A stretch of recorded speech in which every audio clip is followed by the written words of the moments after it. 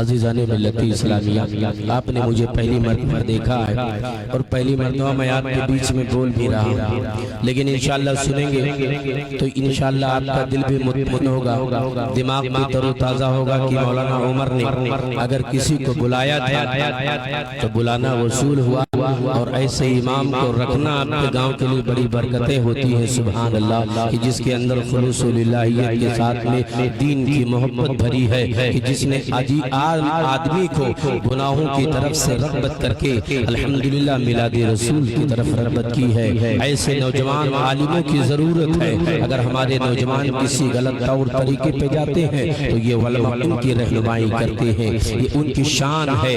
نبی تبھی تو فرماتے ہیں العلماء ورثۃ جو ہے وہ ہمارے وارثین ہیں۔ منبر رسول پر ایک سے بڑھ کر ایک نایاب مجسمہ جلوہ افروز ہے، مجھ سے بڑھ کر خطبہ ہے، مجھ سے بڑھ کر شورا حضرات ہے۔ الحمدللہ یہ آپ کی پشت پناہی ہے جو عتیق الرحمن اشرفی اپنے محبت بھری آواز میں تم کو یہ پیغام دے رہا ہے کہ زمانہ کسی کی تعریف کر رہا ہے۔ آج جو محفل مصطفیٰ رچائی گئی ہے یہ میرے رسول کا صدقہ ہے۔ سبحان اللہ، اللہ تبارک و تعالی نے اس دنیا میں حضرت آدم علیہ السلام کو پیدا کیا، حضرت آدم کی آدمیت کو بنایا، ان کو جنت الفردوس میں رکھا۔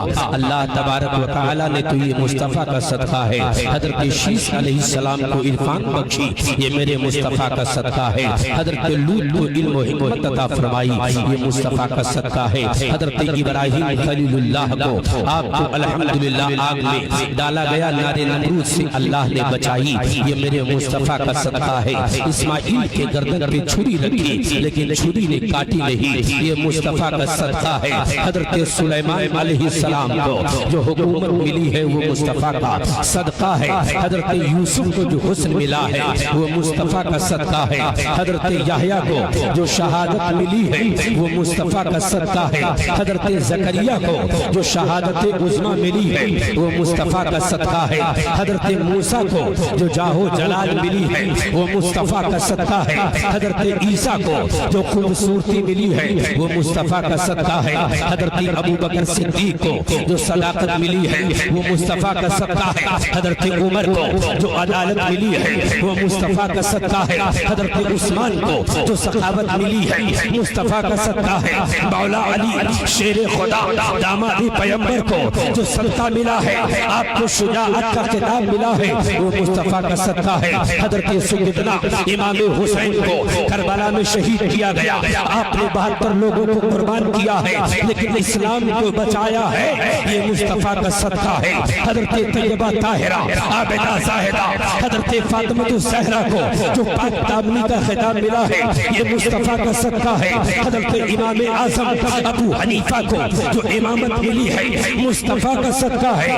محبوب یزدانی، محبوب سبحانی، خطب ربانی، شہباز رمکانی، کندیر نورانی، غوث سمدانی، ابو محمد عبدالقادر جیلانی کو جو آپ کو ولایت عظمیٰ کا خطاب ملا ہے یہ مصطفیٰ کا صدقہ ہے۔ الحمدللہ حضرت سید بدیع الدین زندہ شامدار کو جن کی عمر 495 سال کی زندگی ہے، مصطفیٰ نے 9 لقمہ کھیر کھلایا تھا اپنے مقدس ہاتھوں سے، لیکن دنیا میں جیتے رہے لیکن کھانا نہیں کھایا، آپ نے پانی نہیں پیا، یہ مصطفیٰ کا صدقہ ہے۔ الحمدللہ آپ نے مکان پور کی سرزمین پر اپنا مسکن مقدس بنوایا، یہ مصطفیٰ کا صدقہ ہے۔ حضرت عطائے حیدروی سرکار غریب نواز جب ہندوستان میں آئے تھے تو اس وقت ہندوستان کا عالم پورا درہموں پر ہم تھا، راج چوہان کی حکومت تھی، لیکن غریب نواز جب آئے ہیں تو آپ کا قدم پڑا ہے تو آپ کے رخسار مقدس سے، آپ کے رخسار سے جب مسکراہٹ کی ایک صدا باندھ ہوئی ہے تو 90 لاکھ غیر مومن لوگوں نے کلمہ تجبہ پڑھ کے اسلام قبول کیا ہے، یہ مصطفیٰ کا صدقہ ہے۔ حضرت قطب الدین بختیار کاکی کو الحمدللہ سرکار میرے خواجہ سرکار کریم نواز نے حضرت قطب الدین بختیار کاکی کو کہا انا ساگر پہ چلے جاؤ اور ان سے کہہ دو کہ انا ساگر تجھے عام میں نہیں بلکہ خواجہ نے بلایا ہے، انا ساگر آئے، انا ساگر کے پاس آئے۔ حضرت بیٹھتے وقت یار کاکی آپ نے اتنا جملہ کہا، اے انا ساگر تجھے خواجہ نے بلایا ہے، انا ساگر کوزے میں آ گیا، یہ مصطفیٰ کا صدقہ ہے۔ الحمدللہ نظام الدین اولیاء کو جو ولایت ملی کہ مصلے کے نیچے اگر مٹی لگ جائے تو سونا بنے، یہ مصطفیٰ کا صدقہ ہے۔ سیدنا مکتوم سمنانی سرکار اشرفی والے دولہا حضرت مکتوم اشرف جہانگیر سمنانی کو جو اشرفیت کا خطاب ملا ہے کہ بنارس کی گلیوں میں اگر وہ جیتے جاتے چل دے تو پہچان لوگوں میں کلمے کی صدا آنے لگتی تھی، یہ مصطفیٰ کا صدقہ ہے۔ سید الشہداء فی الہند حضرت سیدنا سرکار غازی پاک کا جو شہادت کا جام پلایا گیا، یہ مصطفیٰ کا صدقہ ہے۔ اعلیٰ حضرت عظیم البرکت مجدد میعت ماضیہ شاہ امام محمد رضا کو جو علم کا خطاب ملا ہے، یہ مصطفیٰ کا صدقہ ہے۔ سرکار مفتی اعظم کو جو آپ کو مفتی اعظم ہند کہا گیا، یہ مصطفیٰ کا صدقہ ہے۔ دنیا نے سرکار تاج الشریعہ کو علم کا ایک پیکرے جوار مانا ہے، یہ مصطفیٰ کا صدقہ ہے۔ آج علماء منبر رسول پہ بیٹھے ہیں، یہ مصطفیٰ کا صدقہ ہے۔ آج جنہوں نے میلاد کیا ہے، یہ مصطفیٰ کا صدقہ ہے۔ ارے جس کی ترجمانی کرتے ہوئے میرے آپ کے امام عشق و محبت بریلی کے شہنشاہ فرماتے ہیں، صبح طیبہ میں ہوئی بڑھتا ہے بڑا نور کا، صدقہ لینے نور کا، آیا ہے بڑا نور کا، اور میں گدا تو بادشاہ پردے پیالہ نور کا، نور دی دونا تیرا دے ڈال صدقہ کا۔ نعرہ تکبیر، نعرہ رسالت، مسلک اعلی حضرت علامہ عتیق الرحمن صاحب قبلہ، نعرہ تکبیر، نعرہ رسالت، واہ واہ واہ، ماشاءاللہ ماشاءاللہ، سبحان اللہ۔ جتنے لوگ یہاں پہ حاضر آئے سب رسول کا صدقہ ہے۔ پھر یوں کہو اپنے فکر کے انداز میں، یا رسول اللہ ساری دنیا سو رہی ہے، دیوانہ بیدار ہے، اور آپ فیصلہ کرو کون جنت کا حقدار ہے۔ واہ واہ واہ واہ، ماشاءاللہ ماشاءاللہ۔ یہ مصطفیٰ کا کرم جس کے سینے پہ اگر آ جائے تو اس کا سینہ عام آدمی کا سینہ نہیں بلکہ وہ رسول کا مدینہ بن جاتا ہے۔ سبحان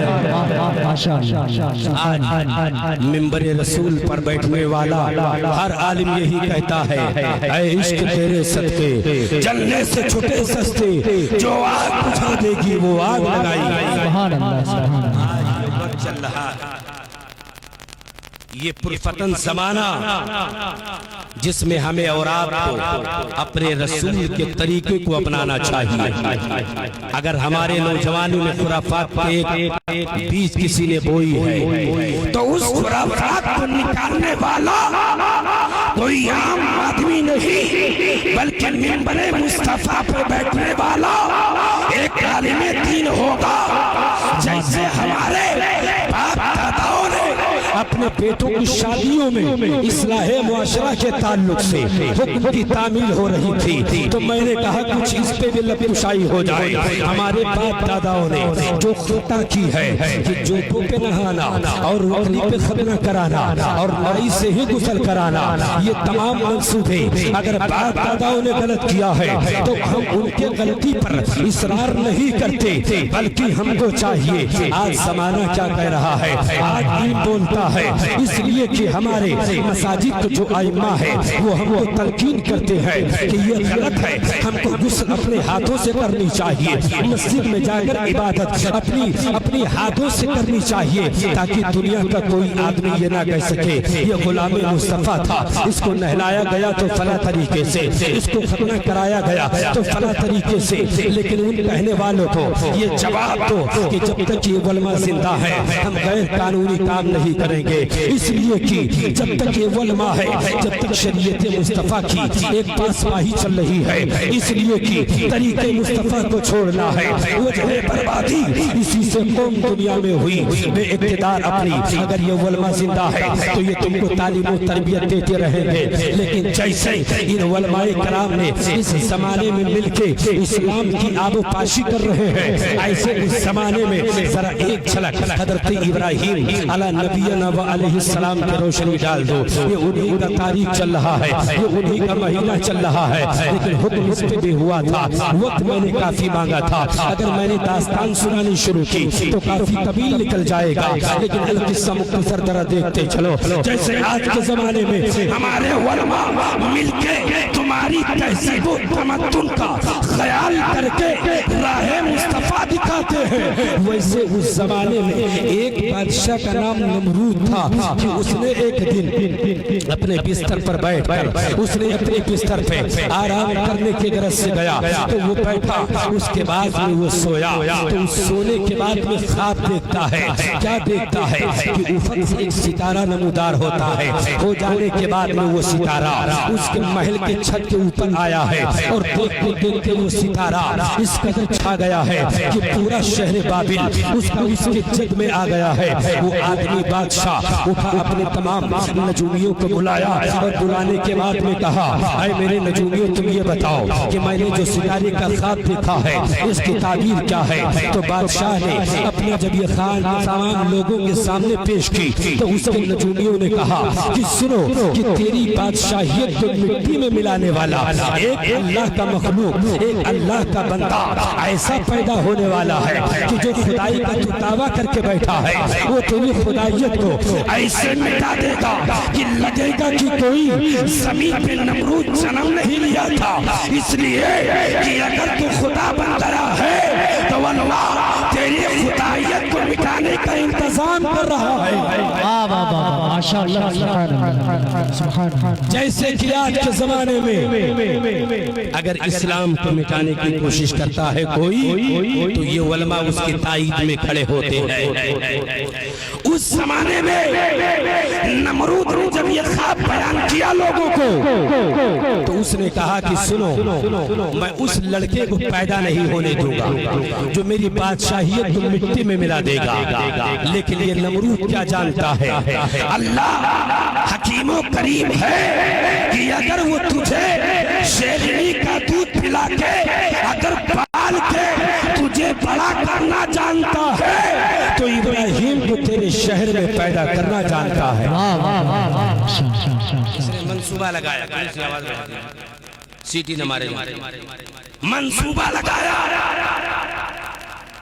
نمرود نے کہ اس بچے کو پیدا نہیں ہونے دوں گا۔ اب یہ بتاؤ کہ کوئی ایسا بندہ ہے جو کسی باپ کو اس کے ماں سے دور کر دے یا اس بچے کو پیدا نہ ہونے دے؟ لیکن اس زمانے میں نمرود نے کہا کہ میری بادشاہیت کو مٹی میں ملانے والے کو میں پیدا نہیں ہونے دوں گا۔ اب گنجائش کی صورت یہی ہے کہ ہر میاں بیوی کو ایک دوسرے سے جدا کر دو اور جنگل میں تمام بیویوں کو اکٹھا کر دو، اس کے بعد میں اب وہ بچہ پھر پیدا نہیں ہوگا۔ یہ ترکیب تو اس پاگل نمرود کی تھی، اگر اس کی داستان بتانے پہ آ گیا تو وقت کافی جائے گا، لیکن اگر آپ نہ گھبرائیں گے تو سنا کے رخصت ہو جاؤں گا۔ یہ علماء سے معافی مانگوں گا اگر مجھ سے اگر زیادہ ٹائم چلا جائے گا۔ قصہ بڑی تیزی کے ساتھ میں نے اسی لیے اپنی آغاز BBC پہ شروع کیا ہے، لیکن ذرا دیکھا ہے ہم تو بہت لگائی نمرود نے کہ کسی مائی کا لال ایسا نہیں جو ہماری سلطنت کو آگے اٹھا دے، لیکن جب میں نے تاریخ کا جائزہ لیا، جب اس کے چیپٹر کو پلٹا تو میں نے کہا وہ نمرود تجھ کو پیدا کیا خدا نے تو تیری بیٹی کو، تیری بادشاہیت کو وہی خدا مٹی میں ملائے گا اور بیٹے کو بھی پیدا کرے گا۔ تیری ماں نے دم نہیں کہ اس لال کو پیدا ہونے سے روک سکے۔ نمرود نے طریقہ لگایا، پورا طریقہ لگایا، لگانے کے بعد بیویوں کو ایک جنگل میں کیا، مردوں کو ایک حجرے میں کیا، سال بھر کہا نجومیوں نے وہ لڑکا اپنے باپ کے صلب میں ہے، ماں کے شکم میں نہیں گیا ہے، لیکن ایک رات ایسی آنے والی ہے کہ اسی رات میں وہ لڑکا اپنے باپ کے صلب سے اپنی ماں کے شکم میں کرمٹ کر جائے گا۔ اب یہ نمرود تو اور غصے میں آیا، اب تو اس بچے کو اس رات میں پیدا ہی نہیں ہونے دوں گا۔ یہ طریقہ اس کا تھا، لیکن اللہ کہتا ہے کہ ان اللہ علی کل شیء قدیر، اللہ کی ذات وہ ہے جو ہر شے پہ قادر و مطلق ہے۔ ارے وہ بیٹھا ہے مجھے کرسی پہ، اگر وہ چاہتا تو مجھے نیچے بٹھاتا۔ جب اس خدا نے مجھے کرسی پہ بٹھایا ہے تو نمرود تجھے بادشاہ بنایا ہے، تو تیری بادشاہیت تو مٹی میں ملانے والا پیدا ہونے والا۔ واہ واہ واہ ماشاءاللہ۔ درود پاک پہ اللہم صلی صلاۃ و سلام علیکہ یا رسول اللہ صلی اللہ تعالی علیہ وسلم۔ طریقہ بتایا اسی رات کہ میں کسی کو اب اس کے قریب جانے نہیں دوں گا، لیکن اتفاق کی بات نمرود کو اسی رات ایک ضرورت پیش آئی، دلچسپ بات شاید کبھی نہ سنی ہوں، میں بتا رہا ہوں۔ نمرود کو حاجت اپنے محل میں آیا، ادھر تمام